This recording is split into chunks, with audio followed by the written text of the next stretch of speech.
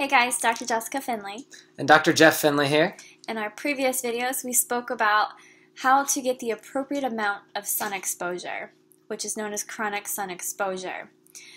Then last week, we depressed everyone by stating that tanning beds were an unacceptable way to get the necessary amount of vitamin D. Well, we have lots of good news for you this week. Finally, right? We're going to talk about sun exposure and its impact on breast cancer, prostate, colorectal cancers, non-Hodgkin's lymphoma, cardiovascular disease, type 2 diabetes, as well as multiple sclerosis. We've got a lot to cover here. All right, so here we go.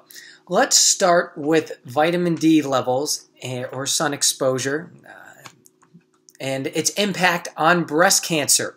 So there was a meta-analysis done, and this is about the highest level of scientific research that you can have. Meaning what it did was it reviewed all of the literature to date and then did a really technical analysis of that research and gave numbers to it to show what does it all mean. And what they found from this high level of science is that the higher levels of vitamin D that someone had, they found that it equaled a lower mortality rate, meaning the less chance that you have to die actually from the disease. So pretty exciting news there. Breast cancer is very rampant, but what they found is if you have higher levels, you do a lot better with it. There was two other studies that they also found that showed that sun exposure actually not only reduced the mortality, but it even reduced the risk of getting breast cancer, and each one had a different number, but roughly it was between 35 to 50% chance reduced that you would even get the disease. Now, for non-Hodgkin's lymphoma, colorectal, prostate, and breast cancer, as well as multiple sclerosis, a systemic review of the literature stated that in short sun exposure seems generally protective, and the protective effects are sometimes independent of vitamin D levels or intake. Now this means that sun exposure exclusively appears to be responsible for the effect. So this is another example where supplementation just simply doesn't cut it. Nothing will quite replace the effect of the sun. Pretty exciting. And then last but not least, let's talk about type 2 diabetes and cardiovascular disease. And this can be anything under the sun of that in terms of high blood pressure, high cholesterol, high triglycerides, so on and so forth.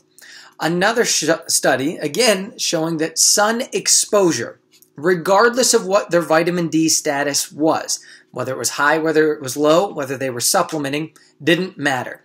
They found that the sun exposure reduced the risk for both obesity and type 2 diabetes.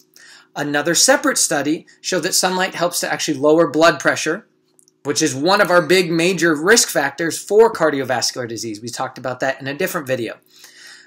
What they found, the reason why this helps with blood pressure is that the sun actually helps mobilize nitrogen oxide stores in the body, leading to arterial dilation. Now, your arteries are what transport your blood. That's what gets clogged, typically leading to higher blood pressure and or higher risk for heart attacks.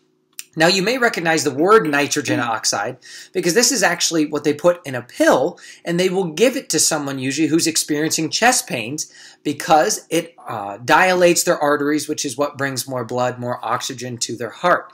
So the sun itself will actually activate nitrogen oxide stores in your body just like the pill does.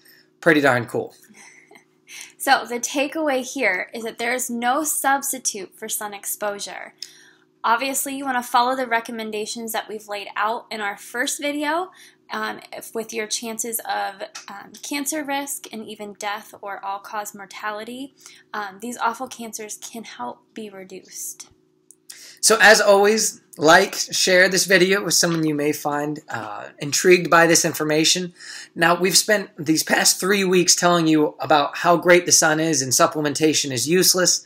Well, we're going to flip that a little bit. Next week, we are going to tell you when vitamin D supplementation may be beneficial.